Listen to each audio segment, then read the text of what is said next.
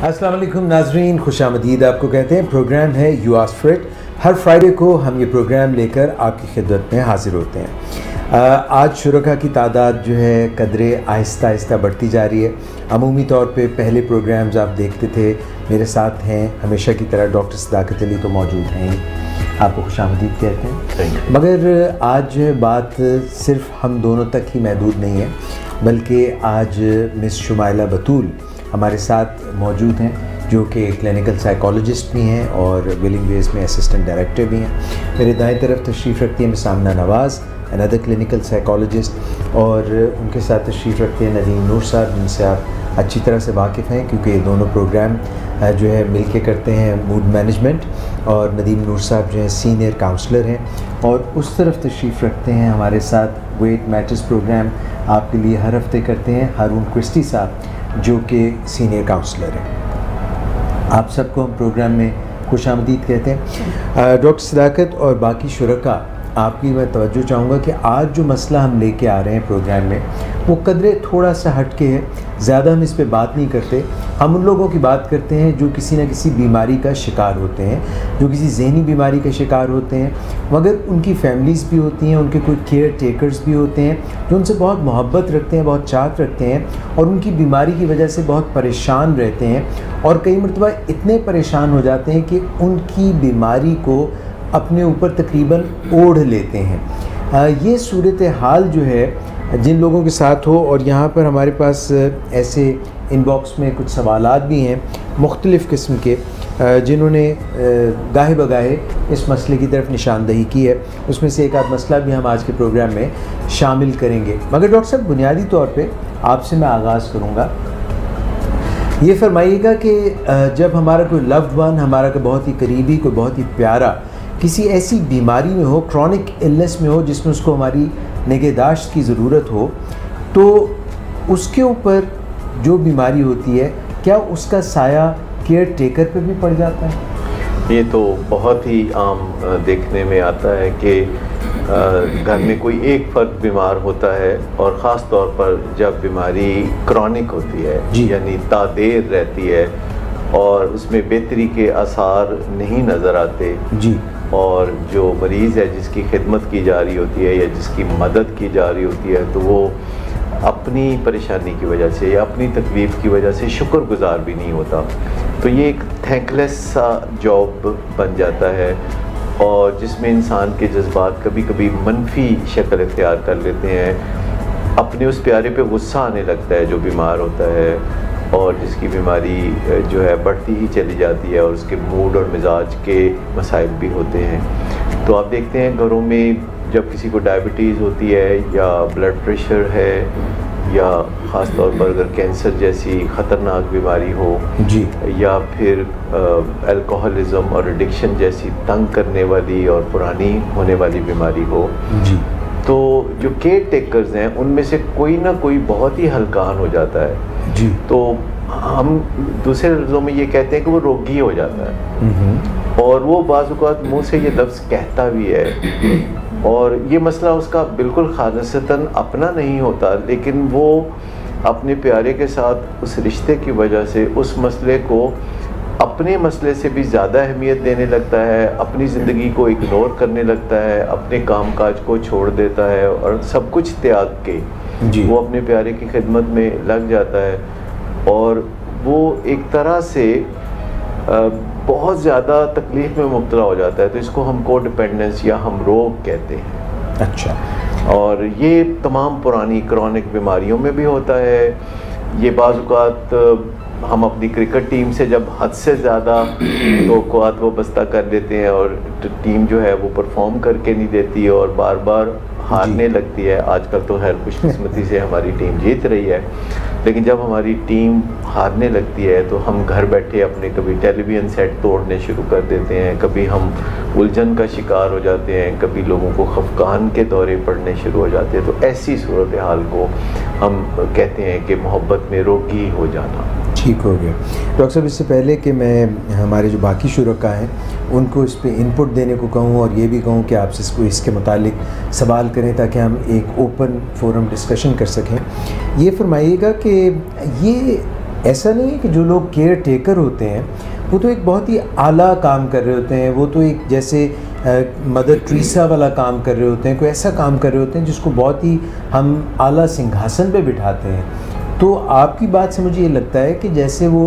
कुछ इस चीज़ में कुछ ज़रूरत से आगे निकल जाते हैं और उनकी अपनी ज़िंदगियाँ जो हैं वो मुतासिर हो जाती हैं। इसमें कोई शक नहीं कि कभी कभी इंसान अपने रिश्ते नाते की वजह से इतना ज़्यादा इन्वॉल्व हो जाता है दूसरों के मसाइल में और अपनी ज़िंदगी मुतासर होने लगती है और उसको उसकी परवाह नहीं रहती। जैसे कभी कभी वालिदैन को औलाद के लिए, उनकी तालीम और तरबियत के लिए बहुत ज़्यादा फ़िक्रमंदी हो जाती है जब बच्चे पढ़ते नहीं हैं या किसी आवारगी में पड़ जाते हैं और उनका मुस्तकबिल मखदूश नज़र आता है, तो सुबह शाम वालिदैन फिर उनको बुरा भला भी कहते हैं, कभी प्यार भी करते हैं, कभी लालच देते हैं, कभी सज़ा की धमकियाँ देते हैं, कभी उनके बारे में मनफी कलमात कहते हैं, कभी उनको खुश करने के लिए तोहफ़े तोहफ़ लेके देते हैं। तो अल्टीमेटली इस सारी एक्सरसाइज में खुद उनके अपने जज्बात बड़े मजरूह हो जाते हैं, उन्हें डिप्रेशन रहने लगती है, उन्हें एंग्जाइटी रहने लगती है और एक हर वक्त डूबी डूबी सी कैफियत लगती है, ज़िंदगी का मज़ा आना ख़त्म हो जाता है, खुशबू उड़ जाती है। और ये जो लो ग्रेड क्रॉनिक डिप्रेशन है जिसके लिए लोग अक्सर डॉक्टर्स के पास जाते हैं, उनको एंटी डिप्रेसेंट मिलते हैं, वक्ती तौर पर अफाका होता है, फिर एंटी डिप्रेसेंट काम करना छोड़ देते हैं और ऐसे में समझ में नहीं आता कि जो असल बंदा जिसकी वो मदद कर रहे हैं उसकी तकलीफ़ ज़्यादा है या ये जो बंदा हम रोगी है इसकी तकलीफ़ ज़्यादा है। और देखने में ये आया है कि ये भी एक एडिक्शन है, यानी किसी इंसान के साथ या किसी ऑर्गेनाइजेशन के साथ या किसी, जैसे मैंने कहा, क्रिकेट टीम के साथ। तो जब आपका रिलेशनशिप जो है उसकी बाउंड्रीज ब्लर कर जाती हैं, यानी ख़त्म हो जाती हैं और आप दूसरे के रोग को गले लगा लेते हैं, तो असल तो ज़रूरत ये होती है कि आप दूसरे की मदद करें और वो जो बाउंड्री है वो कायम रखें। और जिसे हम ये कहते हैं ना डिटैच्ड अटैचमेंट, यानी अटैचमेंट भी है, फिज़िकली आप मौजूद हैं, दूसरे की मदद करते हैं और फिर आप वापस अपनी बाउंड्रीज़ में आ जाते हैं और अपने जज्बात को आप पुरसुकून रखते हैं और अपनी ज़िंदगी को भी चलता हुआ रखते हैं और एक तवाज़न कायम रखते हैं, तो इससे इसका हल निकलना शुरू होता है। लेकिन जो लोग किसी दूसरे इंसान की मोहब्बत में इतना दूर निकल जाते हैं कि वापसी का कोई रास्ता नहीं सुझाई देता, तो उसको कोडिपेंडेंस कहते हैं। ठीक हो गया। मिस शुमाइला, आप कुछ पूछना चाहेंगी, कुछ अपना ऐड करना चाहेंगी? बिल्कुल, मैं ऐड भी करना चाहूँगी सर। मिस शुमाइला का तो इतना तजर्बा है कि मैं पूछने की बजाय कहूँगा कि ये अपने तजर्बात बताएं कि किस तरह कोडिपेंडेंस में लोगों को तड़पते हुए देखा शुमाइला ने और उनकी मदद कैसे की और कैसे फिर बेहतरी आई। जी बिल्कुल, मैं बस इसमें ये ऐड करना चाहूँगी, इनफैक्ट यही वो प्रॉब्लम है, जैसे सर ने कहा कि फैमिली इतना ज़्यादा इन्वॉल्व हो जाती है हेल्प करने में, यही वो एक बीमारी है इन प्रिंसिपल कि जिसकी वजह से फैमिली ट्रीटमेंट के प्रोटोकॉल्स को भी फॉलो करने में फेल हो जाती है। यानी अगर हम यहाँ पर एडिक्शन के पेशेंट्स की बात करते हैं और चाहे कोडिपेंडेंट मदर है या वाइफ है या कोई भी हो सकता है, इवन फ्रेंड्स भी कोडिपेंडेंट हो सकते हैं, सो उसमें जब उनको कहा जाता है कि ये यानी बीमारी को डील करने के लिए आपको इस तरह के बिहेवियर्स को अडॉप्ट करना है, अपना ख्याल रखना है। इनफैक्ट अपना ख्याल रखने की जब हम बात कहते हैं, सो बिलीव मी, वो इस चीज़ को इस तरह से परसीव कर रहे होते हैं कि ये पता नहीं हमने कोई अनोखी सी बात कर दी है कि मतलब वो हमें वापस वो कह रहे होते हैं कि ये ठीक हो जाएगा, यानी जो उनका लागन है हम खुद ब खुद, यानी इतने वो कंडीशन हो जाती है उनकी बीमारी के साथ कि उनका मूड, उनका यानी पूरी ज़िंदगी उसके ही इर्द गिर्द घूमना शुरू। अच्छा, मिस शुमाइला ने इतना अहम नुक्ता उठाया है कि लोग समझते हैं कि उनके प्यारे की बीमारी की वजह से उनको सारे सदमात लाहक हैं, लिहाजा जो ही हमारा प्यारा सेहतमंद होगा तो हम भी हंसी खुशी ज़िंदगी गुजारने लगेंगे। तो ये एक बहुत बड़ी मिथ है, ये एक बहुत बड़ी गलत फहमी है, क्योंकि अगरचे आपकी जो डिप्रेशन या एंग्जाइटी है या रोगीपन है, ये किसी बंदे के मुसीबत में मुब्तला होने से या बीमार होने से पैदा हुई है आपकी परेशानी। लेकिन याद रखें कि जब तीली बुझ भी जाती है तो चूल्हा जलता रहता है, क्योंकि अगर हमारे प्यारे की ज़िंदगी बेहतरी की तरफ गामज़न हो जाए किसी मिरेकल की वजह से या किसी कोशिश की वजह से, तो खुद हमारे अंदर जो रोगीपन आया है वो आज खुद ठीक नहीं होगा। उस रोगीपन से निकलने के लिए हमें ज़ाती तौर पर जिद्दोजहद करनी पड़ेगी, बहाली के प्रोसेस में जाना पड़ेगा, और ये आज खुद होने वाला काम नहीं। क्योंकि अक्सर देखने में ये आया है कि जब कोई मुसीबत ज़्यादा तो मुसीबत में निकल जाता है, पर मदद करने वाला अपने रोग से नहीं निकलता, वो एक और मुसीबत ज़्यादा को तलाश कर लेता है। नदीम नूर साहब, आप कोई अपनी इनपुट दीजिए, कोई सवाल आपके जहन में? जैसे अभी मिस शुमाइला ने और डॉक्टर साहब ने फरमाया, इसमें मैं ये ऐड करना चाहूँगा कि मदद करते हैं कोडिपेंडेंट्स, या हम रोगियों के लिए एक लफ्ज़ कोडिपेंडेंट भी यूज़ किया जाता है। इसमें मदद की ख्वाहिश बहुत ज़्यादा होती है, लेकिन इस रोग की वजह से मदद की क्वालिटी या हेल्प की क्वालिटी खातिर खा नहीं होती। वो मदद करना चाहते हैं, वो मदद करते हैं, लेकिन एट द सेम टाइम वो इतनी पेन और इतने हर्ट से गुजर रहे होते हैं, क्योंकि वो उस सारे मामले को अपने ऊपर तारी कर रहे होते हैं, उन्हें पता भी नहीं होता, लेकिन वो उस बहुत इंतहाई तकलीफ़ से गुजर रहे होते हैं। कभी वो मायूसी की गहराइयों से गुजर रहे होते हैं, कभी कुछ मरीज़ कह डाले या कोई अनहोनी सी उनकी आस पैदा हो जाती है। इस सारे मामले की वजह से उनकी मदद करना भी इतना कारगर नहीं रहता, और ये बहुत ज़रूरी है क्रॉनिक इलनेसेस के मामले में, और ये दुनिया भर के अच्छे ट्रीटमेंट सेंटर्स में, वेलिंग वेज में भी ये रिवाज है कि मरीज़ की बेहतरी के साथ साथ हम रोगी या कोडिपेंडेंट की बेहतरी पर भी काम किया जाए, वरना कई दफ़ा कोडिपेंडेंसी मरीज़ की रिकवरी, मेन मरीज़ की रिकवरी में रुकावट बनती है। अच्छा, मैंने देखा नदीम नूर बहुत ज़बरदस्त मदद करते हैं कोडिपेंडेंस से निकलने के लिए उन लोगों की जो कि अपने बच्चों के नशे की बीमारी की वजह से हमारे पास आते हैं, और ज़्यादातर वो लोग अपनी ज़िंदगी के अपने शोबों में जहाँ वो काम कर रहे होते हैं वो बड़े कामयाब होते हैं, लेकिन जहाँ अपने बेटे की नशे की बीमारी से निकलने का मामला आता है तो वो खातर खा मदद नहीं कर पाते, क्योंकि जब वो नफ्सियाती तौर पर डिप्रेस होते हैं जी, कुछ मुर्दा होते हैं, मायूस होते हैं, और कोई उम्मीद की किरण नज़र नहीं आती, तो उनके अंदर एक डीप डाउन एक बिलीफ पैदा हो जाता है कि हम जो कुछ भी करेंगे कुछ नहीं होगा, और उनके अंदर उम्मीद का चिराग दोबारा जलाना, ये एक बुनियादी नुक्ता है जिसे समझने की ज़रूरत है। क्योंकि जब हम किसी की मदद करते हैं तो उसके कई पहलू हैं जी। एक मदद ये है कि आप वक्ती मदद कर दें, किसी को भूख लगी है तो आप उसे मछली खिला दें। दूसरा यह है कि अगर आप किसी को मछली पकड़ना सिखा दें, तो एक शॉर्ट टर्म मदद है, एक लॉन्ग टर्म मदद है। अगर किसी का मसला शॉर्ट टर्म है तो आपकी शॉर्ट टर्म मदद बहुत अच्छी रहेगी। जैसे किसी सड़क के किनारे कोई खातून अगर गाड़ी के बाहर खड़ी आने जाने वालों को देख रही हैं क्योंकि गाड़ी का एक पहिया पंक्चर हो गया है और आप जाके उनकी मदद कर देते हैं, पहिया बदल देते हैं, तो ये एक तरह से एक कारामद मदद होगी। लेकिन अगर ये सिलसिला रोज़ाना खातून की ज़िंदगी में कहीं ना कहीं होने वाला है तो फिर उन्हें खुद सीखना होगा कि वो गाड़ी का टायर कैसे बदलते हैं, और आप अगर उन्हें ये भी सिखा दें ताकि आइंदा वो खुद अपना ये मसला हल कर सकें। लोगों की माली मदद करते रहते हैं और उसकी फिर आदत बन जाती है मदद वसूल करने वालों को। इसी तरह लोग कर्जा लेके गुजारा करते रहते हैं, या कई दफ़ा देखने में आया कि कोई अगर अल्कोहलिक है तो नशे में धुत होकर वो सिगरेट पीता है और बीवी उसकी सारी रात देखती रहती है कि मदोशी में कहीं सिगरेट से कोई अपनी रज़ाई को ना वो जला ले, या कमरे में आग ना लग जाए, या कोई और ट्रेजेडी ना हो जाए, तो ख़ातून अपनी नींद पूरी नहीं करती। और ये एक ऐसा काम है जो वो हर रोज़ करती हैं। फिर सुबह सवेरे उठ के उन्होंने अपने बच्चों को स्कूल तैयार करके भेजना है, फिर घर का काम काज भी करना है, तो नींद पूरी ना होने की वजह से फिर उनके अंदर चिड़चिड़ापन आएगा और उनकी अपनी सेहत के मसाइल होंगे, और एक दिन वो ये काम नहीं कर सकेंगी और फिर वही होगा जिसका डर था कि आग लग जाएगी।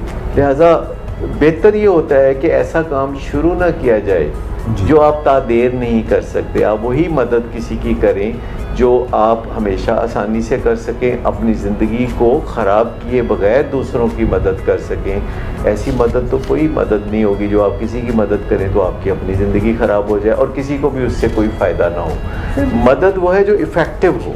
यहाँ पर एक चीज़ ऐड करना चाहूँगी कि जैसे मदद का अपने आप को ये रिस्पॉन्सिबल समझ जाना, को डिपेंडेंस में रिस्पॉन्सिबिलिटी टेकिंग बहुत होती है, यानी वो हर चीज़ को समझती हैं, यानी वो जो लव्ड वन जो खुद एक प्रॉब्लम का शिकार है, इधर फिज़िकल डिसऑर्डर हो या कोई अल्कोहलिज्म का इशू हो, सो वो अपनी रिस्पॉन्सिबिलिटी समझ लेते हैं और ये उनका एक बिलीव सा बन जाता है कि अब इसकी ज़िंदगी में जो भी प्रॉब्लम्स हैं उसको सॉल्व करना मेरी ज़िम्मेदारी है।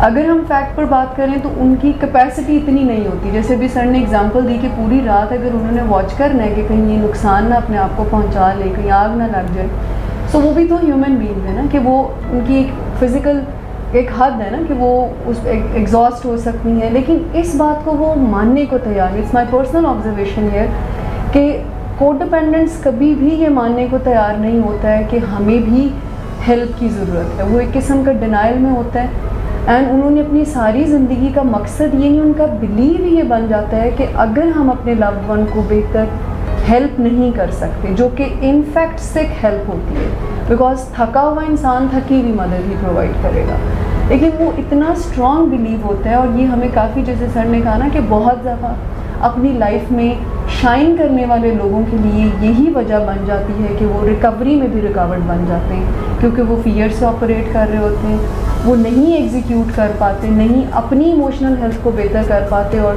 सही हेल्प नहीं कर पाते। अच्छा, इसके पीछे एक हिस्टोरिकल मिथ भी है कि इंसान को दूसरों के काम आना चाहिए और घर वालों का तो हक सबसे पहले है, और शहीद वफा होने का तसव्वुर और मेहरबानियों का एक तारीख़ी तसव्वुर, जबकि इंसानी माशरा बहुत पसमानदा था और कोई ऐसे सिस्टम्स नहीं थे, अदारे नहीं थे जहाँ से मदद मिल सके, तो लोग जो करीब रहते हैं या एक ही फैमिली के लोग आउट ऑफ द वे जाके मदद किया करते थे।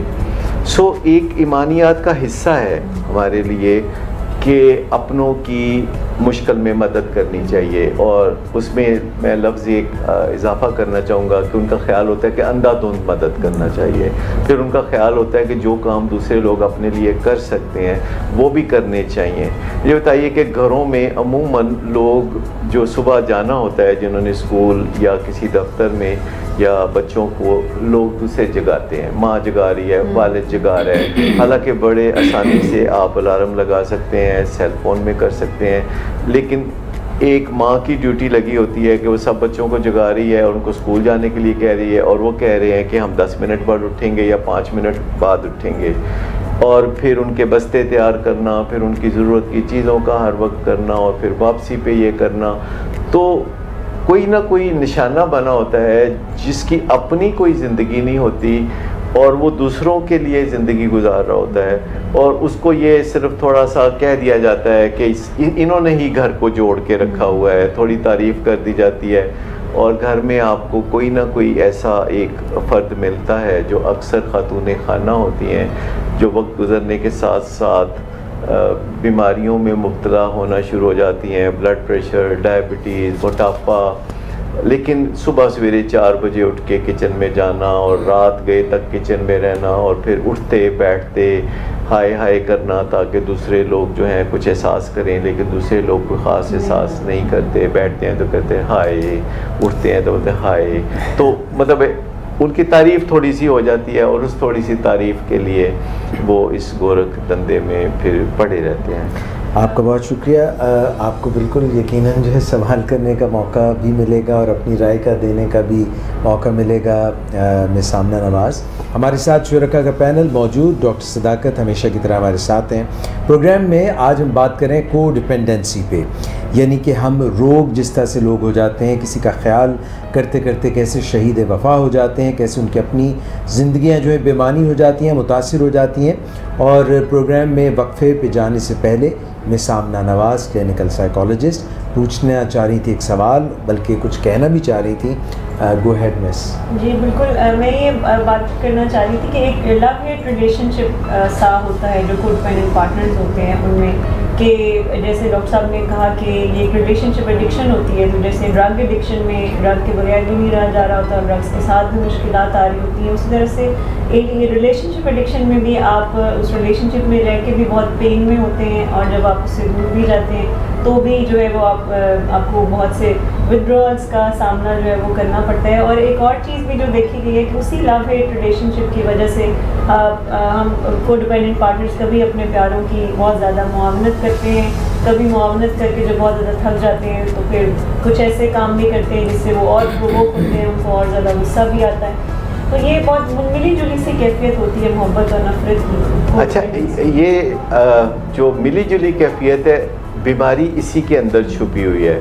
क्योंकि अगर तो आप किसी से मोहब्बत करते हैं तो ये एक बड़ा ही हेल्दी जज्बा है, अगर किसी से नफ़रत करते हैं तो ये मुकम्मल अनहेल्दी एक जज्बा है। लेकिन अगर आप सुबह किसी से नफ़रत का इज़हार कर रहे हैं और शाम उसके लिए मरे जा रहे हैं और आपको समझ नहीं लगती, एक रोलर कोस्टर पे एक तरह से आप ज़िंदगी गुजारते हैं। और किसी के साथ जब हम किसी के मसले में मदद कर रहे होते हैं तो कभी कभी हमारे दिल में आता है कि क्या मुसीबत है, ये हमें क्यों करना पड़ रहा है, और फिर हम गिल्टी फील करते हैं कि हमारे इतना करीबी रिश्ता है और हम इसे बोझ समझ रहे हैं। जैसे अगर किसी को माँ बाप की बीमारी में मुसलसल तीमारदारी करनी पड़ती है, कोई वेंटिलेटर पर है या किसी के फालिज गिरा हुआ है या कोई कैंसर में बहुत कीमोथेरेपी की वजह से बेजार है और लाचार है, और उसका कोई बेटा या बेटी उसकी मदद कर रहा है, तो किसी वक्त तंग आके वो उसके बारे में मनफी सोचने लगता है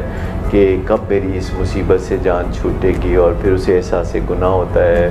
फिर कहते हैं या अल्लाह मुझे माफ़ कर देना। फिर वो आगे बढ़ के ज़रूरत से ज़्यादा मदद करने की कोशिश करता है ताकि गिल्ट ख़त्म हो जाए।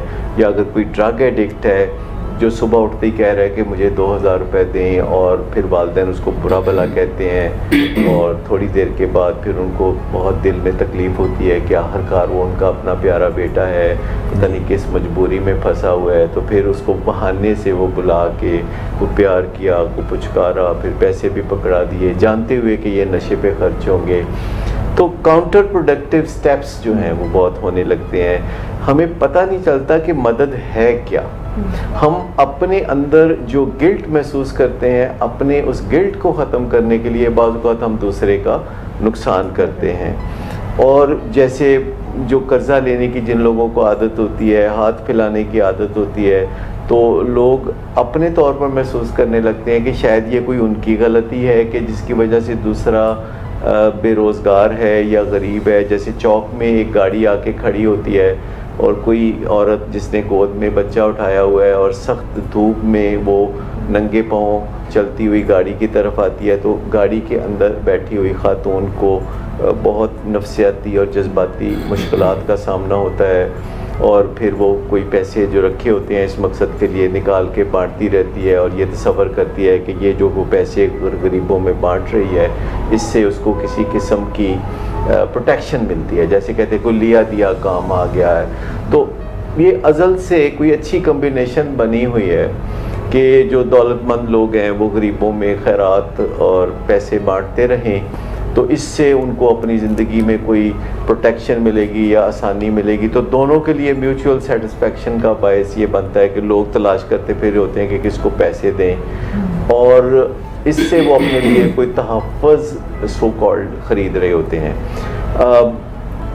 ये आमतौर पर आप माशरे में सुनते हैं कि अमीरों का फ़र्ज़ है कि वो गरीबों की मदद करते रहें।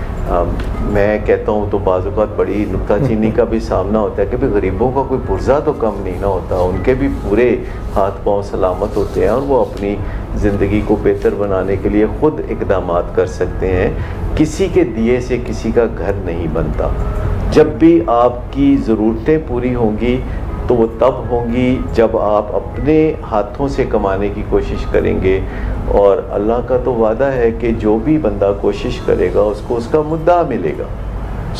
जब तक इंसान अपने लिए ख़ुद कोशिशें नहीं करता, कभी कभी दूसरे लोगों की मदद की ज़रूरत भी पड़ती है, और हतमी जो आता है फ़ैसला वो तो अल्लाह की तरफ से आता है। और इसी कुलिये पे दुनिया में अमीर चल रहे होते हैं और इसी पे दुनिया में गरीबों को भी चलना चाहिए, कमज़ोरों को भी हिम्मत करनी चाहिए। लेकिन अज़ल से ये चलता आ रहा है, इस पे हम फिर किसी दिन बात करेंगे। लेकिन ये जो लव हेट रिलेशनशिप है, इसको हील करने की ज़रूरत है, क्योंकि अगर आप आधा वक्त किसी से मोहब्बत करते रहते हैं और तड़पते रहते हैं और फिर आधा वक्त जो है आप नफ़रत करते रहते हैं और फिर तड़पते रहते हैं, तो इसमें जो कॉमन चीज़ ज़िंदगी में नज़र आती है वो तड़पना नज़र आती है। और तमाम लोग जो कि रोगी हो जाते हैं, यानी कोडिपेंडेंट होते हैं, क्रॉनिक बीमारियां इनका इंतज़ार कर रही होती हैं। मैं जानना चाहूँगा हारून से, जो कि बहुत ज़्यादा काम कर रहे हैं वेट मैनेजमेंट में, क्या मोटापे का कोई रोग से ताल्लुक़, कोडिपेंडेंस से ताल्लुक़ आपने देखा हो? जी बिल्कुल, डेफिनेटली जब क्लाइंट्स वगैरह को डील कर रहे होते हैं तो वो बड़ा अपना एक मेजर सा प्रॉब्लम ओबेसिटी को, मोटापे को लेके हमारे पास आए हुए होते हैं। और उनकी जो डिमांड्स होती हैं वो ये कि कोई प्लान, डाइट प्लान दे दें, कोई इजी सा तरीका दे दें। लेकिन जब उनसे बातचीत होती है तो तब इस चीज़ का पता चल रहा होता है कि अंडरलाइन उनकी कोडिपेंडेंसी जो है वो बहुत ज़्यादा है। उनको एक छोटा सा टास्क भी अगर दिया जाए, लेट से कि उनको कहा जाए कि आपने दिन में 3000 स्टेप्स करने, तो वो आपको उसके लिए मल्टीपल रीजंस जो हैं वो प्रेजेंट कर सकेंगे। Specifically recently I was dealing with a client जो कि एक मदर ऑफ 4 थी, तो उनको एक छोटा सा टास्क ये दिया गया था कि आपने 3000 स्टेप्स जो है वो पर डे करने। सो उन्होंने बहुत डायरेक्टली ये बात जो है इंडिकेट की कि नहीं, मेरे लिए करना जो है ये पॉसिबल नहीं है, मेरा स्केड्यूल जो है वो सारे दिन का बहुत ज़्यादा बिजी होता है, तो मैं इतना टाइम जो है वो नहीं निकाल सकती हूँ। सो अंडरलाइन ये चीज़ डिफाइन हुई कि इनके साथ जो बहुत मेजर प्रॉब्लम है वो पहले ये कि कोडिपेंडेंसी पे वर्कआउट किया जाए और फिर नेक्स्ट स्टेप के ऊपर जो है वो वेट मैनेजमेंट जो है वो की जाए। इसी तरीके से जो डायबिटीज़ के पेशेंट होते हैं उनके साथ भी ये चीज़ देखी गई है कि उनको भी जब कोई टास्क वगैरह दिए जा रहे होते हैं तो उसको प्रॉपर्ली वो नहीं कर सक रहे होते, और अंडरलाइन रीज़न जो है वो फिर कोडिपेंडेंसी जो है वो नज़र आ रही होती है। और इसी तरह मल्टीपल बीमारियों में ये चीज़ नज़र आ रही होती है कि जो कोडिपेंडेंट्स होते हैं उनको जब इस चीज़ से निकालने की कोशिश की जा रही होती है तो वो उस चीज़ को डिफाइन नहीं कर सक रहे होते, बल्कि वो कोई और रीजनिंग जो है वो प्रेजेंट कर रहे होते हैं। अच्छा, कोडिपेंडेंस में जो तकलीफ होती रहती है और खाने पीने से ज़रा बंदे को मज़ा आता है और उससे थोड़ा तकलीफ़ कम महसूस होती है। जब हम बेचैन होते हैं या डिप्रेस होते हैं तो उस वक्त हमको मिठाई वगैरह इस तरह की चीज़ें खाने से हमें थोड़ा वक्ती तौर पर अफाका मिलता है, अगरचे ये बेचैनी फिर वापस रिबाउंड होके ज़्यादा आती है। और खाना पीना इस मसले का हल नहीं, बल्कि ये एक नया मसला पैदा हो जाता है। और जो ख़वातीन किचन में काम करती हैं तो उनके लिए बाकी बच्चों का जो बचा हुआ है वो खा लेना कि ये खाना ना ज़ाया हो, मैं ज़ाया हो जाऊँ, उसकी कोई बात नहीं। तो लोग जो हैं वो जब ज़्यादा खा के मोटापे की तरफ जा रहे होते हैं तो डॉक्टर्स तो बहुत अच्छी तरह जानते हैं कि मोटापा एक बिल्कुल एक बीमारी है, जैसे कि डायबिटीज़ एक बीमारी है, मोटापा बजाते खुद क्वालिफाई करती है कि वो एक बीमारी है, जैसे ब्लड प्रेशर या दिल की बीमारी एक बीमारी है। तो इसी तरह जो मोटापा है ये एक मुकम्मल बीमारी है। मैं फिर एक दफ़ा कहूँगा, क्योंकि हमारे लाहौर में मोटे लोगों को सेहतमंद कहा जाता है, कहते जी खांदे पींदे करादा बंदा है, तो ये बिल्कुल ख्याल खाम है। मोटापा एक बीमारी है जिसमें जहरीले मादे जिस्म में जमा होते हैं, मूड और मिजाज कभी अच्छा नहीं रहता, और ये डिज़ीज़ जनरेटर भी है, यानी बीमारी है और बीमारियां आगे फैलाती है। और किसी फ़र्द के लिए मोटापा ऐसे ही है जैसे कि किसी मुल्क की आबादी बड़ी तेज़ी से अगर बढ़ रही हो तो उस मुल्क में आपको बहुत से मसाइल ज़्यादा होते नज़र आएंगे। हत्ता कि जिस शहर की आबादी बढ़ जाए वहाँ जुराइम होने लगते हैं, वहाँ बहुत सारी कबाख्तें पैदा हो जाती हैं, वहाँ अशियाए ज़रूरिया की कमी वाक़या हो जाती है। और मोटापे से अगर मूड ख़राब रहता है तो फिर मूड ख़राब से आगे ताल्लुकात भी आपके ख़राब होंगे। तो मोटापा जिसके पीछे रोगी होना बहुत आम तौर पर देखा गया है, और उसको हील करने के लिए, अपने आप को रिकवरी में लाने के लिए आपको वैसी ही जिद्दोजहद करने की ज़रूरत होती है जैसे एडिक्ट्स को ज़रूरत होती है, क्योंकि ये जो कोडिपेंडेंस है ये भी एक तरह से ह्यूमन एडिक्शन है। और ये बड़ी कॉमन है कि किसी बंदे को आप बहुत प्यार भी करते हैं, उस पर आपको गुस्सा भी बहुत ज़्यादा है। अगर आपको लगता है कि आपकी ज़िंदगी में कोई ख़ानदान का फ़र्द है या कोई आपकी ऑर्गेनाइजेशन है, उससे भी आपका को डिपेंडेंट रिलेशनशिप हो जाता है। बाज़ औक़ात आपका अपने मुल्क से को डिपेंडेंट रिलेशनशिप हो जाता है। आपको लगता है कि आपके मसाइल की वजह आपका मुल्क है और फिर आप अपने मुल्क के ख़िलाफ़ बोलना शुरू कर देते हैं। फिर आपको शर्म आती है, फिर आप कहते हैं नहीं मेरा तो मुल्क बहुत प्यारा है, मेरा तो मुल्क बहुत अच्छा है। अब देखिए जितने लोग पाकिस्तान छोड़ के अमेरिका, कनाडा या इंग्लैंड जाते हैं, वहाँ जाके पाकिस्तान को याद करते रहते हैं और हर वक्त वो अमली तौर पर पाकिस्तान के साथ अटैच रहते हैं। यानी इंग्लैंड, अमेरिका, कनाडा, किसी भी यूरोपीय मुल्क में या किसी मिडल ईस्ट के मुल्क में आप चले जाएं तो पाकिस्तानियों को बस एक ही फ़िक्र होती है कि पाकिस्तान दा की बनेगा। तो आप ज़रा अंदाज़ा करें कि को डिपेंडेंस आपकी अपने मुल्क से हो सकती है, अपने अदारे से हो सकती है, अपने बच्चों से हो सकती है, अपनी बीवी या खामद से हो सकती है, बाज़ औक़ात दोस्तों से हो जाती है। मैंने एडिक्शन के ऐसे केसेस देखे हैं जहाँ अहले खाना को बाज़ औक़ात परवाह नज़र नहीं आती, तो कोई दोस्त होता है जो शहीद वफा बन के, कुर्बानियों का पैकर बन के आगे बढ़ रहा होता है और वो अपने एडिक्ट दोस्त की मदद करना चाहता है, फिर उससे गालियाँ भी खाता है, अपना सरमाया भी उस पर लुटाता है। तो ये जो एक मिक्स्ड बिहेवियर है जिसमें आप किसी की मदद करना चाह रहे हैं पर एक्चुअली आप उसकी मदद कर नहीं पा रहे, बल्कि उसकी बीमारी बढ़ती चली जाती है। तो इसका मतलब है कि अगर आपकी मदद इनफेक्टिव है तो इसका मतलब है कि आपके अंदर को डिपेंडेंस पाई जा रही है, रोगीपन पाया जा रहा है, और जो खुद रोगी हो वो किसी की क्या मदद करे। यानी किसी से मोहब्बत करना तो अच्छी बात है, मगर जब वो लव एडिक्शन बन जाए, जब उसकी सूरत मस्क हो जाए, किसी से ताल्लुक़ रखना बहुत अच्छी बात है, किसी के साथ रिश्ता रखना बहुत अच्छी बात है, मगर अगर रिश्ता ही बीमारी बन जाए, रिश्ता ही रोग बन जाए तो फिर ये अच्छी बात नहीं है। आप भी हमें कॉल कर सकते हैं 0300 8420 270, और अगर आपने अपने गिरदोपेश में अपने किसी प्यारे के साथ अगर ऐसा कोई रिलेशनशिप देखा हो, ऑब्ज़र्व किया हो, जिसके मुतालिक आज हम बात कर रहे हैं, को डिपेंडेंस की बात कर रहे हैं कि डिपेंडेंट होना किसी पे अच्छी बात है और को डिपेंडेंस जो है वो फिर ज़रूरत से ज़्यादा इंटरडिपेंडेंस जो है जी, लेन देन होना मदद का, क्योंकि अगर ये दो इंसानों के दरमियान है या किसी इंसान और उसकी किसी ऑर्गेनाइजेशन के दरमियान है तो ये इंटरडिपेंडेंस होनी चाहिए कि मदद का लेन देन होना चाहिए। अगर माँ बाप और औलाद के दरमियान भी है तो ये यकतरफा रिश्ता नहीं होता। दुनिया में रिश्ता होता ही है वो जो दो तरफ़ा होता है, जहाँ लेन देन होता है, जहाँ लोग बारियाँ लेते हैं फेवर्स की, कि आप किसी को फेवर देते हैं तो फिर आप उसे बारी लेने देते हैं। अगर आप खुद ही बार बार बारी लेते जाएं तो ऐसे तो लूडो का खेल भी नहीं चलता, ज़िंदगी का खेल कैसे चलेगा। बिल्कुल सही है। अच्छा डॉक्टर साहब, इससे पहले कि मैं बाकी शुरका से कहूँ कि वो भी अपनी इनपुट दें, एक हमारे पास ऐसा केस है, एक केस स्टडी है जिसमें कि वैसे तो सिक्के के दो रुख होते हैं मगर इन्होंने 3 रुख दिखाए हैं, तो मैं वो आपके साथ शेयर करना चाहूँगा। कहते हैं कि जी बुनियादी तौर पे मेडिकल डॉक्टर हूँ, लेकिन ये बातें मैं अपनी हट बीती के हवाले से कर रही हूँ। सच तो ये है कि अब मुझे ये जग बीती नज़र आती है। मेडिकल कॉलेज के आखिरी सालों में ज़ियाबीतस टाइप 1 में मुब्तला हो गई थी।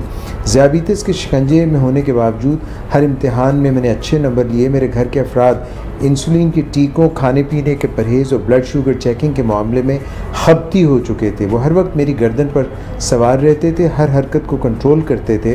वो मुझसे कभी राज़ी ना होते थे, मैं इनसे कभी राज़ी ना होती थी, और मैं जो भी खाना चाहती थी वो मेरी राह में हर मुमकिन रोड़े अटकाते थे। बज़ाहिर लगता था कि मैं बहुत बुरी लगती हूँ, लेकिन जब भी ज़ियाबीतस की वजह से मुझ पर कोई उफ्ताद पड़ती, मेरी शुगर एकदम कम या ज़्यादा हो जाती, गनूदगी होने लगती, तो वो निजात दहिंदा बनकर हाजिर हो जाते। मेरी ज़िंदगी में रचे बसे हम रोगी मुझे किसी भी ना समझ सके। मेरा भी यही हाल था कि मैं उनको ना समझ सकी, वो मुझे समझ ना सके। फिर ये आगे चल के बताती हैं कि जी ये ज़्यादा बीमार हो गई और इनको हस्पताल में दाखिल होना पड़ा, और फिर ये कहती हैं कि शोमी किस्मत मुझे बंदा मिला शादी के बाद, तो वो बलानोश था, बहुत शराब पीता था। मैं इसके पीछे हाथ धोकर पड़ गई। इसकी शराब जो है कमोड में बहा देती थी, वो मुझे बेबहा गालियाँ देता था और मैं ख़ुद रोगी बन गई। फिर मैं अपनी तालीम का रुख नफ्सियात की तरफ किया और मुझे ये मौका मिला कि मैं काउंसलिंग करूं और मैं साइकोथेरेपी करूं, तो मुझे ये सिक्के के तीनों रुख देखने का मौका मिला। Your comments please. अच्छा, ये कितनी खूबसूरत एग्ज़ाम्पल है कि इंसान जब अपनी बारी आती है तो फिर वही रवैये करने लगता है जो कि दूसरों में देख के उसको नामुनासिब नज़र आते हैं। उन्हें जब डायबिटीज़ थी तो अहले खाना खाने पीने पे कंट्रोल करते थे, तो वो आगे से लड़ाई झगड़ा करती थी। जब खामद की शराब नोशी की बीमारी आई तो उन्होंने उसके साथ लड़ाई झगड़ा शुरू कर दिया। अगर किसी के घर में शराब नोशी का मसला हो और सब अहले खाना शराब ढूंढ ढूंढ के कमोड में गिरा रहे हों या ज़ाया कर रहे हों, तो इससे अल्टीमेटली तो नतीजा यही निकलेगा कि शराब की बिक्री ज़्यादा हो जाएगी, क्योंकि मार्केट में शराब की कोई कमी नहीं है। लिहाजा जिस बंदे की शराब आप गिराएंगे वो आपसे लड़ेगा, आप ही से पैसे वसूल करेगा और शराब लाएगा और उसको जगह जगह छुपा के रखेगा और वो चाहेगा कि वो आपकी पहुंच से दूर रहे। तो ये असल हल नहीं है। बाज़ औक़ात एक जो सामने हल नज़र आ रहा होता है वो असल हल नहीं होता कि आप हर वक्त घर में लड़ाई झगड़ा डाले रखें और अपने मरीज़ को जो शराब के नशे में धुत है आप बुरा भला कहें, जबकि वो प्रॉपर कोई उस वक्त होश में भी नहीं होता, आपकी बात को भी नहीं समझ सकता। अगर आप उसे धक्के देते हैं या बुरा भला कहते हैं तो इससे सिर्फ ताल्लुकात ख़राब होंगे। आपको कोई ऐसा मौका निकालना होगा जबकि वो शराब के नशे में धुत ना हो और इस बारे में संजीदगी से बात करना होगा। लेकिन जब ऐसा मौका आता है तो आप बात नहीं करते, क्योंकि आप कहते हैं तो इस वक्त तो वो शराब नहीं पी रहा, तो इस वक्त मैं क्यों लड़ाई डालूं। तो जब ऐसे मौक़ों पर बात नहीं की जाती तो उसकी वजह ये होती है कि बंदा तपा हुआ नहीं होता। यानी अगर बंदा शराब के नशे में धुत है और गाड़ी आके उसने गराज में सीधी दीवार पे मारी है तो आपके अंदर एक गर्माइश आ जाती है, तपश आ जाती है। जब ताज़ा कोई वक़ूआ हुआ होता है तो फैमिली मेम्बर्स फिर चढ़ दौड़ते हैं अपने उस मरीज़ पर जो शराब की बीमारी के हाथों बेबस है, जस्टिफिकेशन में। लेकिन जब वो होशो हवास में नज़र आता है तो उस वक्त हालात पुरअमन होते हैं, कोई ताज़ा वाक़या नहीं हुआ, तो ठंडा ठार होता है बंदा, तो बात करने में उसे मुश्किल पेश आती है। कहते काहे को मैं ये सारा जो अमन है वो बर्बाद करूं। तो किसी ज़माने में यूँ होता था कि असला जो होता था जो फ़ौजी इस्तेमाल करते थे तो वो ठंडा हो जाता था सर्दियों के मौसम में, तो वो चलता नहीं था, क्योंकि वो उस ज़माने में आज से 100 साल पहले कोई नाकस असला बनता था। तो फिर सुबह ही सुबह जो फ़ौजी लोग होते थे छावनियों में वो पहले असला निकाल के रख देते थे। जब धूप लगती थी और वो गर्म होता था तो फिर वो अपनी एक्सरसाइजेस किया करते थे और उतनी देर तक वो अपनी ज़ाती वर्जिश करके अपने आप को गर्म कर रहे होते थे। धूप कहते कि धूप लगसी थे ठुसकर से। तो आजकल भी हमें देखने में आता है कि घरों में वालिदैन जो है वो खामोश फिरते रहते हैं और बात नहीं करते, दखल नहीं देते, लेकिन जब कोई वक़ूआ होता है तो फिर उन्हें गर्मी आती है, जब वो तप जाते हैं तो फिर वो जो अगली पिछली कसरें निकालते हैं और फिर अपने प्यारे को वो ऐसे ऐसे अलकाबात से नवाजते हैं जिस पे खुद उनको बाद में दुख होता है। सबसे पहले तो ये सीखने की ज़रूरत है कि हम जब ठंडे ठार भी हों और कोई ताज़ा हादसा या वाक़या ना हुआ हो तो हमने जो बात करनी है वो करें, और दिन में चाहे ऐसा 10 दफ़ा मौका है तो 10 दफ़ा बात करें। और जब हम बात करें तो टोटल बातचीत 1 मिनट से ज़्यादा नहीं होनी चाहिए। यानी पहले 20 सेकंड में आप बताते हैं कि आपको क्या चीज़ जो है बुरी लग रही है या गलत लग रही है जो कि किसी प्यारे ने की है, और फिर 20 सेकंड में आप बताते हैं कि आपको फ़ील कैसा हो रहा है। आप बताते हैं कि मैं अपसेट हूँ, मुझे गुस्सा आ रहा है, मैं बहुत बेचैन हूँ, मैं बहुत फ़िक्रमंद हूँ, और फिर आप आखिरी 20 सेकंड में बताते हैं कि आप क्या तब्दीली चाहते हैं, आपकी तवक्को क्या है, और फिर इस बात को छोड़ के आप किसी और जानिब बढ़ जाते हैं। आप एक मोड़ काट लेते हैं ज़िंदगी में किसी के साथ ताकि दूसरा बंदा भी अपनी एम्बेरसमेंट से निकल आए, क्योंकि जब आप किसी को सरजनिश करते हैं तो वो शर्मिंदा हो जाता है। तो उस शर्मिंदगी से उसको वापस निकालने के लिए आप कहते हैं अच्छा जरा ये मेरा काम कर दो, ताकि उसे एहसास हो कि आप अब भी उसे अपना समझते हैं।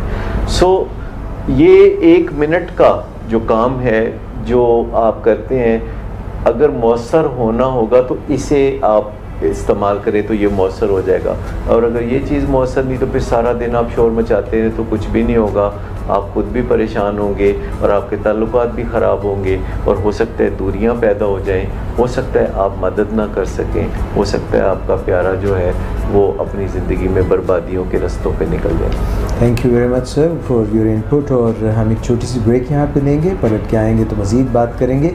आज का मौजू है कोडिपेंडेंस, हम रोगी होना।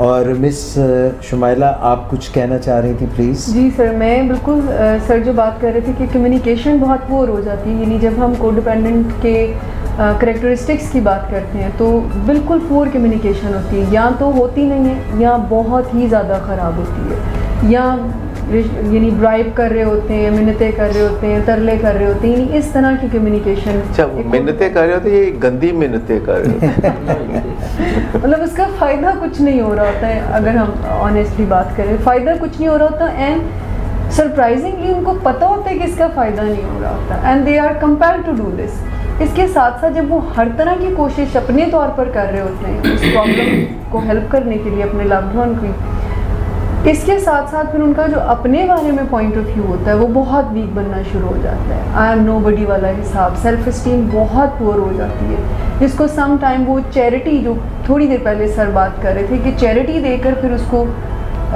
थोड़ा सा हेल्प करने की कोशिश करते हैं, लेकिन उनका अपने बारे में पॉइंट ऑफ व्यू, तोहम परस्ती आ जाती है इसमें कि फिर वो ऐसे रास्ते ढूंढना शुरू कर देते हैं जिससे उन्हें कुछ ना करना पड़े, और वो कोई रुपया पैसा किसी और को दे के तो उसकी दुआओं के तलबगार या उसकी तरफ उसके रिटर्न में कोई मिरेकुलस बेहतरी के बारे में सोचने लगते हैं। वो मिस तो यही कर रहे होते हैं ना कि वो उनको समझना, जो मिस कर रहे होते हैं वो ये होता है कि एक्चुअली में जो वो एफर्ट्स कर रहे हैं वो राइट वे में नहीं है, राइट डायरेक्शन में नहीं है। नीयत बेशक उनकी बिल्कुल जेन्युइन है, अब वो जो एफर्ट्स कर रहे होते हैं उनका कोई रिजल्ट नहीं आ रहा होता, तो वो डायरेक्टली अपने आप को ही रिस्पॉन्सिबल समझ रहे होते हैं कि वी आर रिस्पॉन्सिबल, हम ही नहीं ठीक कर पाए, हमारी ही वजह से हमारा जो है ये वो बाज़-औक़ात वो बंदा खुद कह रहा होता है ना कि मेरी ज़िंदगी आपने ख़राब की, यानी जो रोगी होता है उसको ये सुनना ही पड़ता है ज़िंदगी में कि दर हकीकत मेरी ज़िंदगी ख़राब करने के ज़िम्मेदारी आप हैं। यानी रोगी के लिए जो सबसे बड़ा ब्लो होता है,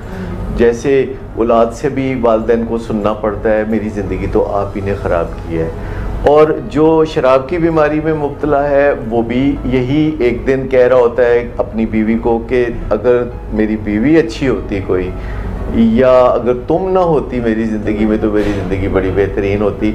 तो आखिरकार जब किसी रोगी को ये सुनना पड़ता है तो ये तो कफन में एक आखिरी कील की तरह ठुकता है कि इज़्ज़त नफ्स बिल्कुल ज़ीरो हो जाती है, कि जिसकी खातर आप अपनी कुल कायनात कुछ ज़िंदगी को आप दाव पे लगा देते हैं, और वही जिन पे तकिया था वही पत्ते हवा देने वाली बात के उन्हीं की तरफ से गिला शिकवा सबसे बड़ा आना शुरू हो जाता है। सो इज़्ज़त नफ्स को फिर क्या करें? सर बहुत डिफ़िकल्टी आती है, यानी अगर मैं यहाँ पर अपने एक्सपीरियंस की बात करूँ कि इज़्ज़त नफ्स को यानी इंसाइटफुल करने में बहुत डिफ़िकल्टी आती है, यानी इतना स्ट्रॉन्ग एक वो जो अकीदा और नज़रिया होता है बाज़ औक़ात कोडिपेंडेंट्स का कि they are okay with it, we are nobody के टाइटल से सड़क उड़ रहे होते हैं अंदर खाते कि हमें अच्छा नहीं लग रहा, तकलीफ़ तो होती है, ज़ाहिर सी बात है, ये नहीं ढके छुपे अल्फाज में हमें वो ये भी कह रहे होते हैं, लेकिन जब हम उनको कहते हैं कि आप अपनी फीलिंग्स को, नीड्स को अपनी वॉइस करें, उनको बताएं जिनसे आपको तकलीफ़ है कि आपके इस तरह से मुझे ट्रीट करने से ज़रा तकलीफ़ होती है, उस पर वो नहीं आ रहे होते हैं, ये उनको बताना चाहिए। मैंने देखा है बाज़ औक़ात मैं डील करता हूँ जब ऐसे क्लाइंट से जिनको कोडिपेंडेंस का सामना होता है और कोई जवान बेटा एडिक्शन में होता है, तो वो अपने आप को गुनाहगार समझ रही होती हैं कि पता नहीं मैंने बचपन में कोई प्यार नहीं किया अपने बेटे को, क्योंकि बेटा कह रहा होता है कि आपको मुझसे प्यार ही नहीं है, दूसरे बहन भाइयों से आपने ज़्यादा प्यार किया है, या उन्हें लगता है कि मैंने ज़िंदगी में कोई गुनाह किया है जिसका नतीजा मेरे बेटे को मिल रहा है। ये सारी गलत फहमियाँ जो अज़ली तौर पर इंसानों के अंदर रहती हैं, वो सोचते हैं कि खुदा जो है वो मुझे मेरे किसी गुनाह की सज़ा इस तरह दे रहा है कि मेरी औलाद में नशे की बीमारी हो गई। तो मैं तो नौज़ुबिल्लाह समझता हूँ कि ये बड़ी ही नामुनासिब बात है कि खुदा के बारे में ऐसा गुमान रखना कि वो हमें किसी तरीके से तकलीफ पहुँचाने के लिए, पेनलाइज करने के लिए इतना कन्वोल्यूटेड रास्ता अख्तियार करे कि गुनाह हमने किया है तो उसका नतीजा जो है हमारी औलाद को या किसी प्यारे को वो दे। मैं तो एक ऐसे प्यार करने वाले खुदा से बहुत ज़्यादा लौ लगाए हुए हूँ कि जिससे सिर्फ मेहरबानी, मोहब्बत, शफ़क़त और हमारी बेहतरी की ही मैं तवक्कुआत वाबस्ता करता हूँ। तो एक लविंग गॉड का तसव्वुर हमें रोग से निकालता है, एक ऐसे खुदा का तसव्वुर जो हमें हमारी पुश्त पर हमेशा थपकी की तरह, प्यार भरी थपकी की तरह महसूस होता है। और मैंने हमेशा ऐसे खुदा के तसव्वुर से अपने अंदर बड़ी तवानाई महसूस की है। और मैं अपने क्लाइंट्स को भी यही कहता हूँ कि खुदा को अपनी साइड पे रखना है, अपनी बैक पे रखना है। कभी खुदा के बारे में ये नहीं सोचना कि वो आपके साथ नहीं, वो मुखालिफ पार्टी के साथ है। तो ऐसा सोचना कि खुदा मुखालिफ टीम के साथ है तो फिर तो हम कभी T20 मैच इतने नहीं जीत सकते जितने। डॉक्टर साहब एक कॉल है, हमने उसको होल्ड भी किया हुआ है 3-3.5 मिनट से। जी अस्सलाम वालेकुम। वालेकुम सलाम एजाज भाई, क्या हाल है आपका? मैं बिल्कुल ठीक ठाक हूँ। आपके कॉल करने का बहुत बहुत शुक्रिया। आप हमारा प्रोग्राम। जी अस्सलाम वालेकुम डॉक्टर सुधाकर। वालेकुम सलाम, वन एंड ओनली फरीफ हुई। वन एंड ओनली फरीफ हुई। आज असल में आप लोगों का टॉपिक इतना इंटरेस्टिंग था कि मैं रिजिस्ट नहीं कर सकी कॉल करना। Most welcome. तो इसमें आप लोग शेडो इलनेस की बात कर रहे हैं और ये इतना इम्पोर्टेंट टॉपिक है, ये अक्सर स्किप हो जाता है क्योंकि हम लोग फोकस करते हैं अपने पेशेंट्स पे, उनके अटेंडेंस को तो अक्सर इग्नोर कर दिया जाता है। तो दुरुस्त कहा आपने, बिल्कुल दुरुस्त कहा। अभी दे रहे हैं ये बड़ी इंपॉर्टेंट है और मैं इससे काफ़ी कुछ सीख भी रही हूँ। और मैं ना एक एक्सपीरियंस अपना शेयर करना चाहूँगी कि हमारे वार्ड में एक पेशेंट एडमिट थी OCD के साथ, क्रॉनिक OCD था। तो उसके साथ उसकी मदर थी अटेंडेंट जो कि काफ़ी ओल्ड थी और वो पेशेंट तो ठीक हो गई, तकरीबन प्रोलॉन्ग हॉस्पिटल स्टे था, 2-3 महीने लगे, लेकिन पेशेंट तो रिकवर कर गई। लेकिन फिर उसकी मदर जो है ना वो एग्जॉस्ट इतनी हो गई थी कि फिर वो हमारी पेशेंट बन गई और उनका रोल रिवर्सल हो गया। यानी कि फिर पेशेंट जो है वो अटेंडेंट बन गया और जो अटेंडेंट था वो पेशेंट बन गया। तो ये भी होता था बात दफा। ये तो फिर भी जो सिनेरियो आप बता रहे हैं कि चले अच्छा बदला मिल गया कि जिसकी खिदमत की थी वो खिदमत पे आमादा हो गया। आमतौर पर देखने में आया है कि जो अपने रोग से निकल जाता है वो हम रोग को भूल भी जाता है। ये बड़ा आम फिनोमिना है जो हमने देखा है कि जो लोग किसी रोग से निकल जाते हैं तो वो वापस कोई एहसानमंद नहीं होते उस शख्स के जिसने खिदमत की होती है, और वो अपनी ज़िंदगी में आगे बढ़ने लगते हैं और रोगी बहुत पीछे, कहीं पिछली सीट से भी बहुत पीछे जाके अपनी ज़िंदगी को गुजार रहा होता है। सो मैं समझता हूँ कि जो हमारा लेन देन है मदद का वो दो तरफा होना चाहिए। इसके अलावा एक टीम होनी चाहिए। जैसे घर का एक फ़र्द बीमार है तो घर के तमाम अफराद बांट के उसकी खिदमत करें, उसमें किसी एक को उस काम पे लगा देना मुनासिब नहीं होगा क्योंकि ये मुश्किल काम होता है, ये तकलीफ दे काम होता है। तो जैसे हस्पताल में कोई मरीज़ दाखिल होता है तो ड्यूटियां बदलती रहनी चाहिए। डॉक्टर्स भी इसी तरह काम कर पाते हैं कि उनकी ड्यूटियां बदलती हैं, नर्सेज भी ऐसे ही काम करते हैं। तो जो ड्यूटियां बदलने का कॉन्सेप्ट है अदारों में या स्ट्रक्चर में, वो ज़िंदगी में भी बहुत कारआमद है कि बारी बारी जो है अपनी ड्यूटी में ऑन हो जाएं और ऑफ हो जाएं। तो बड़ा आपने ज़बरदस्त ये तजर्बा आपने बताया। जब भी हमें हस्पतालों में किसी मरीज़ का सामना होता है तो उसके इर्द गिर्द एक खामोश मरीज़ भी होता है जो अंदर से दुखता है, जिसकी आहें अंदर महसूस होती हैं, बाहर कोई नहीं सुनता। बहुत शुक्रिया फरीफ हुई, thank you very much for being with us. बहुत शुक्रिया आपका, थैंक यू। अल्लाह हाफिज़ जी। नदीम नूर साहब, आप प्लीज़ कुछ कंट्रीब्यूट कीजिए। मैं अपने नुक्ते पर बात करने की से पहले मुझे याद आया कि दुनिया में जो पहला अवलीन कॉम्प्रिहेंसिव काम किया जिस गुरु का नाम मेलेडी बीटी है, उनके साथ भी कुछ ऐसा ही हुआ कि किसी की मदद करते करते वो इतना इस मामले में फंस सी गई, उलझ सी गई, गुंजल पड़ गए कि खुद उन्हें मदद के लिए कहीं जाना पड़ा और फिर काम करते करते उन्हें एहसास हुआ कि उनकी ये कैफियत दरअसल एक रोग था, कोडिपेंडेंसी थी। और अपने मसले के बारे में डॉक्यूमेंट करते करते दुनिया के सामने पहली दफ़ा ऐसा काम आया जिसमें कोडिपेंडेंसी को पहली दफ़ा कॉम्प्रिहेंसिव अंदाज में एक्सपर्ट्स को समझने का मौका मिला। इत्तफाक से मेलोडी बीटी मेरी टीचर रही हैं हेज़ल्टन में जब मैं ट्रेनिंग में था, और वो पाइनियर हैं खातून काउंसलर जो कि जिन्होंने दुनिया को कोडिपेंडेंस का कॉन्सेप्ट दिया, और फिर डॉक्टर जॉन ब्रैडशॉ और बहुत से दूसरे लोगों ने इस कॉन्सेप्ट पे काम किया। डॉक्टर वर्नन जॉनसन का बहुत काम है, डेब्रा जे का बहुत काम है। तो ये जो जॉइंट्स हैं अपने जिन्नाती साइज़ के प्रोफेशनल्स हैं जिन्होंने दुनिया को ये एहसास दिलाया कि जहाँ दुखता है और आपको नज़र आता है तो वहाँ बहुत सा ऐसा भी आपको देखने में आता है कि जहाँ दुखता है और नज़र नहीं आता। कुछ ज़ख्म होते हैं जिनके मुंह अंदर की तरफ होते हैं और आपको दिखाई नहीं देता उसमें से बहता हुआ खून, लेकिन खून अंदर बह रहा होता है। कुछ चीखें होती हैं जो बेआवाज़ होती हैं, जो कि रोगी लोगों के अंदर से बुलंद होती हैं और कोई सुन नहीं पाता। जो बात आप कर रहे हैं ये अपनी जगह बड़ी अहम बात है, और दुनिया में जितना भी हम इस पे एम्फेसाइज करते रहे हैं कि बीमारों को मदद मिलनी चाहिए, तो उतना ही अहम यह है कि तीमारदारों को भी मदद मिलनी चाहिए। उनके रोग का भी कोई सामान ऐसा होना चाहिए जो रिकग्नाइज़ किया जाए, जो तस्लीम किया जाए।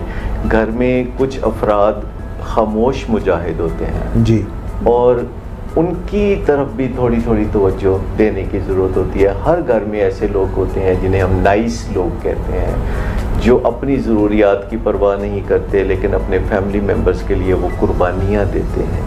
तो कुर्बानी का जज्बा बड़ा अजीम जज्बा है, लेकिन ये किसी एक के लिए मखसूस नहीं होना चाहिए, ऐसा सबको करना चाहिए ताकि दुख दर्द बांटने का आपको भी लुत्फ़ आए और दूसरा भी बेजार ना हो। इससे पहले कि हम मिस आमना नवाज़ से कहें कि वो कुछ कंट्रीब्यूट करें, दीजिएगा जी। छोटा सा नुक्ता भी रह गया। मैं ये अर्ज़ करना चाह रहा था कि कोडिपेंडेंसी में हम रोग में मदद करने का जुनून होता है, जिसके साथ ये मदद करने का रिश्ता होता है उसके अंदर मुहताजी पैदा होती है। उसे भी ये अच्छा लगता है कि उसके लिए उसकी ज़िम्मेदारियाँ कोई और निभाए।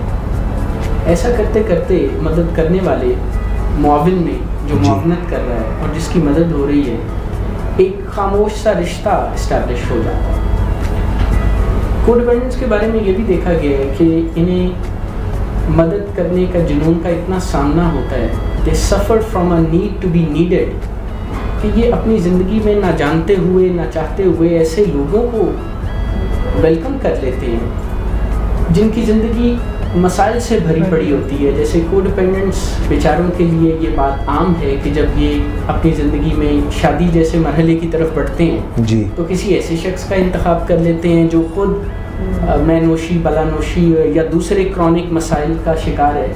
मैं ये तो नहीं कह रहा कि ऐसे लोगों की मदद ना की जाए, लेकिन ये जो मदद का जुनून है ये कोडिपेंडेंट्स की ज़िंदगी में गाहे बगाहे शदीद बीमार और अफेक्टेड लोगों के आने का रास्ता हमवार करता है। और कोडिपेंडेंट्स की ज़िंदगी का जो ओरिजिनल मसला था, कोई बेटा, कोई भाई, खामद, वो तो वक्त के साथ चले बेहतर होता है, लेकिन ये गाहे बगाहे दूसरे शदीद बीमार लोगों को भी अपनी ज़िंदगी में ना चाहते हुए इनवाइट करते रहते हैं, और इनकी ज़िंदगी कभी भी मसाइल से निकलती नहीं है। ये एक दरिया से निकलते हैं तो दूसरे समंदर में लैंड करते हैं, एक तूफ़ान से निकलते हैं तो दूसरे में जा पड़ते हैं। अच्छा, ये हैरत अंगेज़ और पुरस्रार बात है जी कि किसी के वालिद के अंदर अल्कोहलिज्म हो यानी बलानोशी की बीमारी हो, तो ऐसी लड़की आखिरकार अपने लाइफ पार्टनर के तौर पर ऐसा ही बंदा क्यों तलाश करती है जिसको बलानोशी का सामना हो।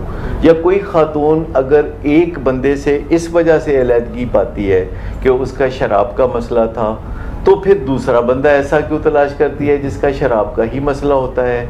तो हमारी लाशऊरी कुव्वतें हमें मजबूर कर रही होती हैं कि ऐसे ही बंदे की तरफ जाओ, क्योंकि हमारी ये ख्वाहिश कि हमारी ज़रूरत होनी चाहिए किसी को, ये हमें मजबूर करती है कि किसी बेनियाज आदमी की बजाय हम किसी ज़रूरतमंद की तलाश करते हैं। और ये एक माइंडसेट भी होता है जी।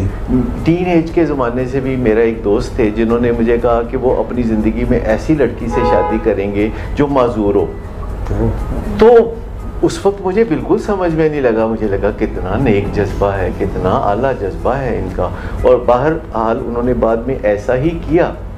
लेकिन समझ में मुझे उस वक्त आया जब मैं इस प्रोफेशन में आया कि किसी वक्त हमारी ज़रूरत, हमारी तमन्ना इस कदर ज़्यादा होती है कि हमारी ज़रूरत का एहसास उजागर हो जी, हम नीडेड जो फील किए जाएं। और मेरे पास ऐसे कई क्लाइंट आते हैं, कहते हैं मेरा सारा ख़ानदान सेट है, फर्स्ट क्लास है, मुझे लगता है मेरी ज़िंदगी बेकार हो गई है क्योंकि मेरी किसी को ज़रूरत ही नहीं है और इस वजह से मुझे डिप्रेशन हो गई है। मैं आपको बताऊं कि मेरे एक क्लाइंट ने एक दफ़ा एक अजीब सी बात कही जी। वो क्लाइंट हैं जो मेरे साथ काफ़ी अर्सा मैं काम करता रहा, उनके साथ डिप्रेशन थी, सुइसाइडल थे, उसमें से वो निकले, डिप्रेशन में से निकले। और फिर मैंने देखा कि वो मेरे बारे में बड़े मुतफक्कर रहने लगे हैं कि जब मैं ट्रैवलिंग करूं तो वो पता रखते हैं कि मैं सफ़र का आगाज़ कर चुका हूं कि नहीं और एहतमाम कर चुका हूं कि नहीं और मैं कहाँ जा रहा हूं और मैं महफूज हूं कि नहीं।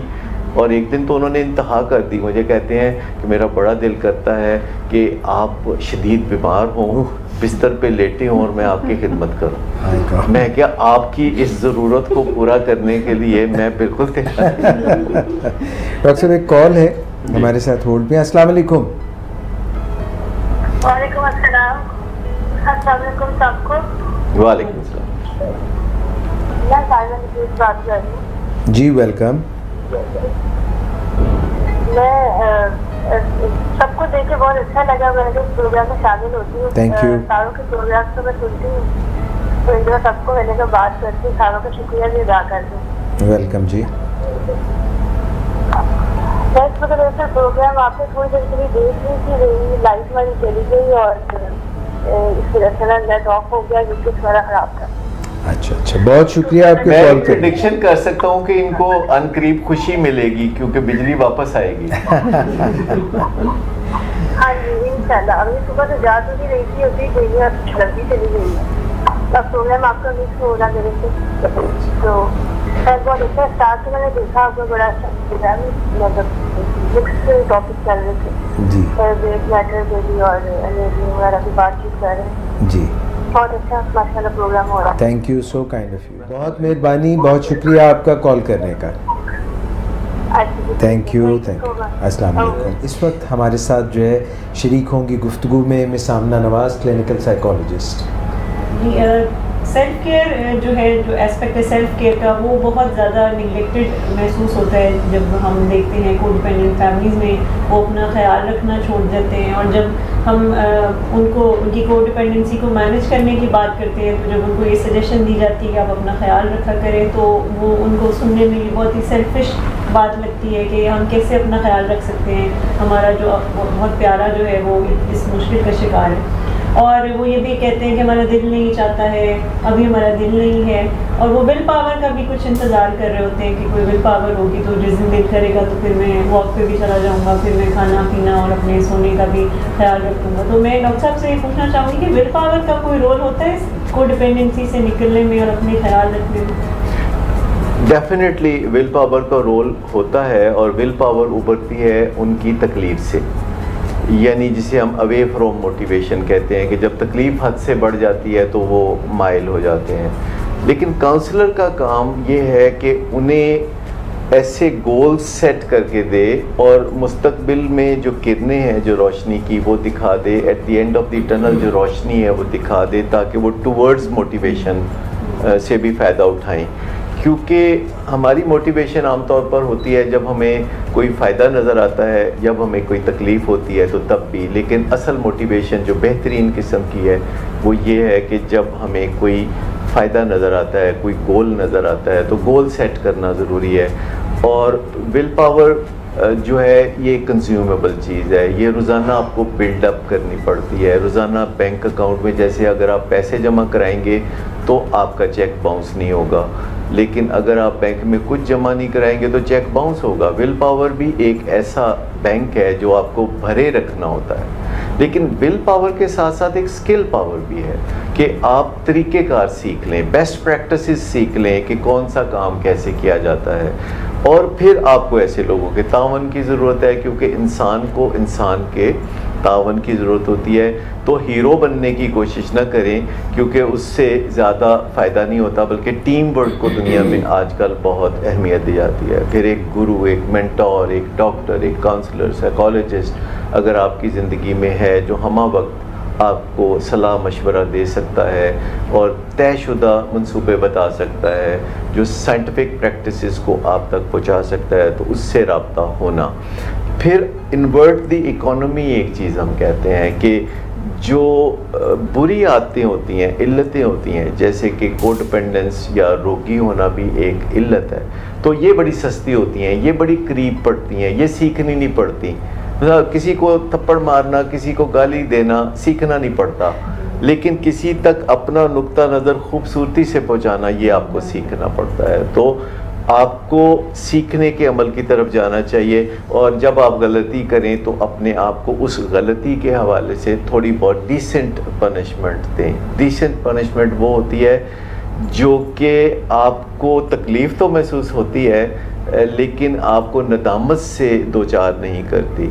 जैसे मैं जब रिकवरी के प्रोसेस में चल रहा था, तो मैं जब भी गलती करता था, यानी जो मैं तय करता था और नहीं कर पाता था, तो फिर मैं एक ऐसी सियासी जमात को चंदा देता था जिसको मैं बिल्कुल पसंद नहीं करता। तो ये डिसेंट पनिशमेंट थी। तो इसी तरीके से फिर माहौल से फ़ायदा उठाना, नॉन लिविंग चीज़ों से फ़ायदा उठाना। गूगल आजकल हमारी ज़िंदगी में एक बेहतरीन तोहफ़ा है। इसी तरह यूट्यूब पे आपको हर तरह की मदद मिलती है। आप कुछ सीखना चाहें, आप अपनी प्राइवेसी में आधी रात को भी कंप्यूटर ऑन करें तो वो बिल्कुल भी आपको ना नहीं करता और आपकी मदद जो है फराहम करता है। और जो दो रवैये हैं बुनियादी जी, जिनसे आप अपने प्यारे की बेहतरीन मदद कर सकते हैं, वो एक तो यह है कि एनेबलिंग ना करें, यानी वक्ती सॉल्यूशंस ना दें, और उसकी हरकतों से जो मैस इकट्ठा होता है, जो तकलीफ़ इकट्ठी होती है, वो उसको ज़रा भुगतने दें, नताइज को उस तक पहुंचने दें, और कड़वा घूंट पी के अपने सामने अपने प्यारे को वो नताइज भुगतने दें जो कि उसके एडिक्टिव बिहेवियर से आ रहे हैं। और दूसरी बात यह है कि उसकी जो मजरूह इज़्ज़त नफ्स है, पहले ही उसको और ना गिराएं। किसी एडिक्ट के पास इज़्ज़त नफ्स नाम की कोई चीज़ नहीं होती, और जब आप उसे ज़रा भी बुरा भला कहते हैं कि तुम्हारे जैसा बंदा तो मेरी ज़िंदगी में कभी आना ही नहीं चाहिए था, या हमारे ख़ानदान में तो पैदा ही नहीं होना चाहिए था, या दूसरे को बुरे बुरे अलकाब से पुकारना, जैसे जानवरों के नाम से आप पुकारते हैं अगर, तो उसकी जो कुल थोड़ी बहुत इज़्ज़त नफ्स उसके अंदर होती है वो भी मिलिया मेट हो जाती है। तो इससे कोई मदद नहीं मिलती। तो एक तो नवाज़िशें मत करें, दूसरा उसे गाली गलोच या इश्ताल अंगेज़ी ना दें, उसकी ज़िंदगी में ज़ोर ज़बरदस्ती भी ना करें। विल पावर का एक महदूद सा रोल है। अगर आपका ख्याल है कि वो जानबूझ के आपको परेशान कर रहा है, तो इस ख्याल को दिल से निकाल दीजिए। आपकी अपनी ज़िंदगी में भी बहुत बेबसियां होंगी, उनकी तरफ एक नज़र डाल के आप समझ जाएं कि अगर आपसे वज़न कम नहीं होता, आपसे अपनी शुगर कंट्रोल नहीं होती, तो आपके मरीज़ को भी कुछ जेन्युइन मुश्किलात का सामना है। और विल पावर के साथ बहुत से दीगर फैक्टर्स जब मिलते हैं तो उससे आपकी और आपके प्यारे की ज़िंदगी बेहतर हो सकती है। तो मैं एक चीज़ यहाँ पर ऐड करना चाहूँगी, जैसे मिस आमना ने सेल्फ केयर की बात की और आपने बहुत ही अच्छे वे में उसको एलेबोरेट किया कि कैसे स्किल्स को और विल को हम इकट्ठा यूज़ करके हेल्प कर सकते हैं। इसमें सिर्फ मेरा एडिशन ये होगा कि इंसाइटफुल होना, बिकॉज यहाँ पर जब हम डील कर रहे होते हैं ना कोड डिपेंडेंट्स को, सो बहुत सारे कोड डिपेंडेंट इंसाइटफुल नहीं होते कि हमें ज़रूरत है हेल्प की, कि उनका जो मकसद, जो हम शुरू में भी प्रोग्राम के बात कर रहे थे, कि उनका मकसद होता है कि हमारा लव्ड वन ठीक हो जाए और हम ठीक हो जाएंगे। ये इंसाइट डेवलप करना कि हमें भी हेल्प की ज़रूरत है और हम अपने ऊपर काम करके ही अपने लव्ड वन का बेहतर काम कर सकते हैं। सो ये अपने आप को, अपनी इम्पोर्टेंस को अपनी ही नज़रों में लेकर आना, ये भी बहुत ज़रूरी है। अच्छा, इसके लिए मैं बड़ा एक आसान सा मौका तलाश करता हूँ जो बिलाखिर मुझे मिल जाता है, क्योंकि कोई मुझसे एक स्टेज पे ज़रूर पूछता है कि मेरा प्यारा, मेरा बेटा या मेरा खामन कब ठीक होगा। जी। तो मैं उसे कहता हूँ जब आप ठीक होंगे। तो वो कहते हैं मुझे क्या है, तो मैं कहता हूँ अगरचे आप नशा नहीं करते और अगरचे आप शराब नहीं पीते, लेकिन आप अपना ब्लड प्रेशर जब काबू में रखने लगेंगे, या आप अपना वज़न जितनी देर में ठीक कर लेंगे, या अगर आप अपने गुस्से पे काबू पा लेंगे, या अगर आप वॉक करना शुरू कर देंगे, अगर आपकी अहलियत अपनी ज़िंदगी में कुछ बढ़ जाएगी, तो आप यकीन करें कि आपके प्यारे को आपकी एग्जाम्पल से बहुत मदद मिलेगी। सो लीडिंग फ्रॉम द फ्रंट जो है वो एक नुस्खा है जो अपनाने का है। अंधाधुंध दूसरे के लिए वो करते रहना जो कि वो खुद अपने लिए कर सकता है और फिर उस पर एहसान जताते रहने से मैंने कभी मसले हल होते नहीं देखे। जी हारून साहब, आप प्लीज़ बताइए, आप इसके बारे में क्या कहना चाहेंगे? प्रोग्राम के अख्ताम की तरफ हम बढ़ रहे हैं, आपके व्यूज़ भी हम जानना चाहेंगे प्लीज़।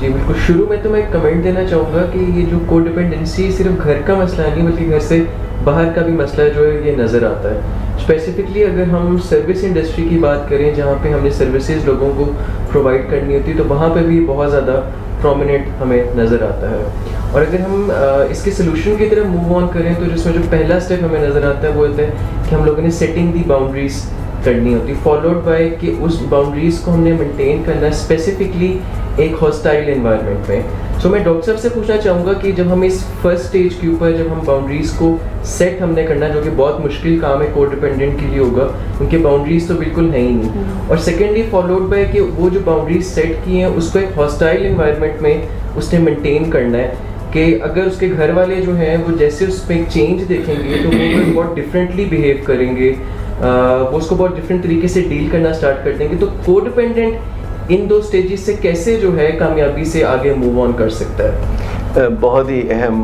नुक्ता उठाया हारून ने कि कुछ प्रोफेशंस बड़े ट्रबल्ड प्रोफेशंस होते हैं, जैसे पुलिस का पेशा बड़ा एक पेचीदा पेशा है जिसमें जो भी आएगा आके खैर की खबर नहीं सुनाएगा। इसी तरह डॉक्टर्स के पास जब लोग आते हैं तो आके ये तो नहीं कहते कि डॉक्टर साहब मैं भला चंगा हूँ, जस्ट आपको मैं मिलने आ गया हूँ। या वो कला होंगे तो उनके पास भी दुहाई देते हुए लोग आएंगे। लेकिन अगर आप किसी ब्यूटी पार्लर में जाएंगे तो वहाँ आपको खुशियों के शादियाने बजते हुए नज़र आएंगे, क्योंकि लोग ऐसे मौके पे ब्यूटी पार्लर जाते हैं जब वो खुशबाश होते हैं और बनना संवरना चाहते हैं। ज्वेलर्स की दुकान पे भी आपको खुशियों के सौदे मिलते हैं। लेकिन कुछ जो ट्रबल्ड प्रोफेशंस हैं जहाँ हर वक्त जो है कुछ ना कुछ टेंशन का समा रहता है, तो उस प्रोफेशन में जो लोग काम करते हैं उनकी ज़िंदगी में कोडिपेंडेंस या ये रोगी हो जाना बहुत देखने में आया है, और उनके अंदर मूड और मिजाज के मसाइल भी फिर उभर कर सामने आते हैं। तो उसमें बाउंड्रीज़ को सेट करना बुनियादी तौर पर कि कहाँ आप अपने प्रोफेशन के अंदर आ गए हैं और अब आप लोगों की फलाह बहबूद के लिए काम कर रहे हैं, और कहाँ आपकी ड्यूटी ऑफ हो गई है और अपना स्विच ऑफ करना। जैसे कि मैं यहाँ से जब अपने वेलिंग बेस से घर की तरफ जाता हूँ तो मैं लाहौर की जो मारूफ नहर है, मशहूर और मारूफ, तो उसको जब मैं क्रॉस करता हूँ तो मैंने रिदम बना लिया है कई सालों से कि मेरे जहन में एक स्विच ऑफ हो जाता है जो काम काज का है, और सुबह आते हुए जब मैं नहर क्रॉस करके इस जानिब आता हूँ अपने क्लिनिक की तरफ, तो फिर मेरा एक स्विच ऑन हो जाता है जो वर्क प्लेस के लिए होता है।